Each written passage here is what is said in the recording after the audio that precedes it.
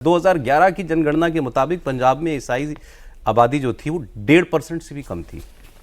आज जो, क्योंकि उसके बाद जनगणना तो नहीं हुई, अलग अलग औपचारिक अनौपचारिक औपचारिक रिपोर्ट्स के मुताबिक ये संख्या 15% के ऊपर जा चुकी है, ऐसा माना जाता है।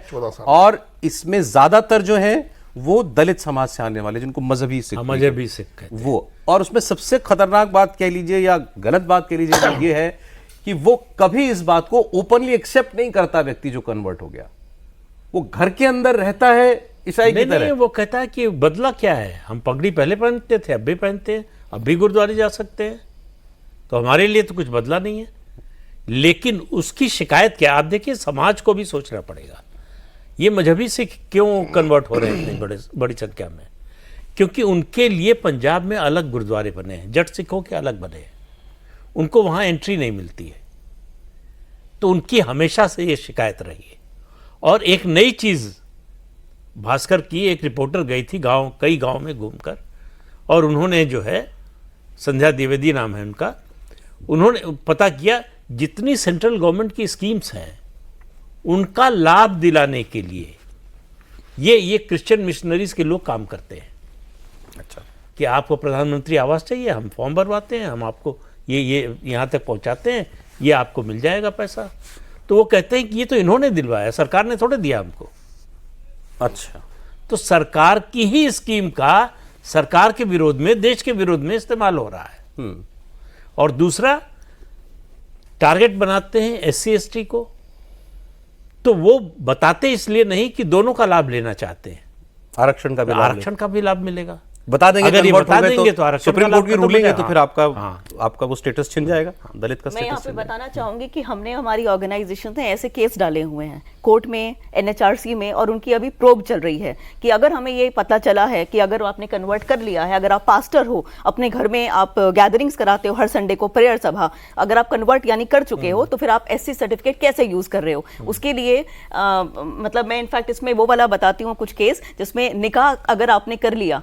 बिजनौर का एक केस है, और हम एक हमारी एक ऑर्गेनाइजेशन है विश्व दलित परिषद, हम उनके साथ इस पर काम करते हैं। तो उस महिला ने पहले निकाह किया और ऑब्वियसली वो मुस्लिम बन गई उसके बाद, पर वो अपना दलित सर्टिफिकेट के बेसिस पे जिला पंचायत का चुनाव भी लड़ी और वो जीत इस्लाम कबूल करने के बाद क्योंकि उसने अपना पुराना जो डॉक्यूमेंट था वो यूज किया, और वो सीट रिजर्व थी दलित महिला के लिए, वो उसके ऊपर लड़ी और जीत गई।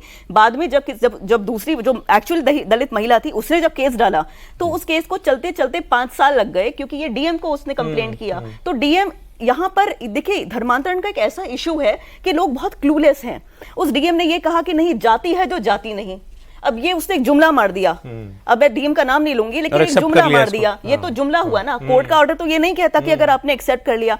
वो महिला जो हज होकर आ गई, उससे बड़ा प्रूफ क्या होगा कि आप कन्वर्ट कर चुके हैं? वो हज कर आ गई, लेकिन वो 5 साल तक जिला पंचायत की सीट पर इलेक्शन लड़ी, और 5 साल उसने पूरा कार्यकाल पूरा किया। और मैंने तो एक बार आपने वीडियो डाला था, एक बार मैंने वो देखा था, मेरठ का वीडियो था शायद, वो छोटी सी गली में छोटा सा कमरा, महिलाएं नीचे बैठी हुई हैं और सामने एक आदमी प्रीचर जो है वो कुछ बोल रहा था, एक व्यक्ति। सर, मैंने इस पर एक्चुअली अभी काफी काम किया है, 6-7 महीने से तो बहुत काम किया है। इनफैक्ट एक घर वापसी महिलाएं लड़ने लगी थी फिर, कि जब लोग वहां कुछ गए रोकने के लिए कि आप ये इस तरीके से, मतलब बिल्कुल घरेलू महिलाएं थी सभी, इनको बैठा कर क्या समझा रहे हो इनको? वो बेसिकली ईसाई धर्म की शिक्षा दे रहा था एक व्यक्ति खड़ा होकर के, तो वो महिलाएं उस व्यक्ति से लड़ने लगी। आपको क्या प्रॉब्लम है? देखिए, धर्मांतरण एक समझने वाली बात है कि वो मल्टी जनरेशनल फेनोमिनन है। वो एक दिन में एक कलमा पढ़ने से या फिर एक बैप्टिज्म करने से नहीं होता। करने वाले को लगता है कि एक रिचुअल ही तो है, जैसे पूजा करते हैं ऐसे कर लिया। उसके बाद धीरे धीरे करने के बाद जो समाज का प्रेशर पड़ता है कि अब ये भी छोड़ो। आप मान लीजिए, आप सबसे पहले मैं मिशनरीज का आपको खेल अगर बताऊं, ये सब ये कहकर बुलाते हैं 90% ऑफ केसेस में कि आपकी बीमारी ठीक होगी, क्योंकि हमारे पास एक मिरेकल वाटर है, इस जादू का है, भभूत पेन किलर का पाउडर बना के चटा देते हैं पानी के साथ, और कहते हैं कि बीमारी ठीक हो गई। आधे घंटे में दर्द चला जाता है, कहते हैं कि ये दरअसल हमारी कोई जादुई भभूत है, इसलिए आपको कराया। होता क्या है वो? पेन किलर का पाउडर। ऐसे तरीके होते हैं। उसके बाद क्या होता है कि झूठे लोगों को, मतलब लोगों को पैसे देकर आगे रखते हैं, जो ये कहते हैं कि पहले मैं चल नहीं सकती थी, अब देखो मैं चल रही हूँ, व्हीलचेयर पे आता है स्टेज पे, ये सब और जो है अचानक चलने लगता है।